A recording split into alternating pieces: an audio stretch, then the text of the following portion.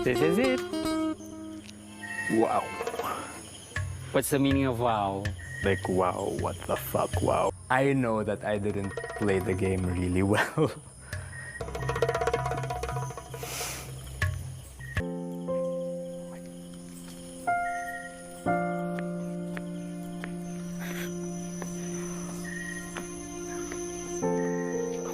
This is awkward. Aaron?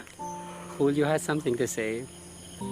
Aaron, you are gorgeous. You are adorable. Since the first day I saw you at camp. And obviously, you know why you're here. And, bittersweet though. Sa yung mga sulyap mo and the times you asked if I was okay, or you told me you appreciated me, really struck me. So, unfortunately, I know that there's someone else out there for you. This has been going in my head the whole time. Sa ibang mundo, ako yung nakahawak sa kamay mo. Sa ibang mundo, ako yung nagtatanong sa'yo, kamusta ka? I just thought you should know that, Aaron, you are my spark.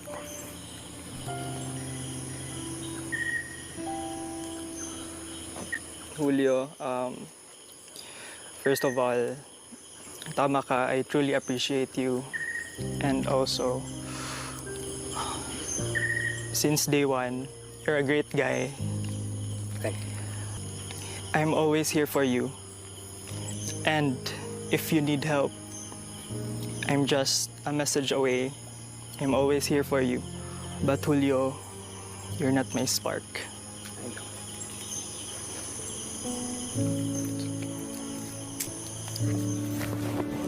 You go get them.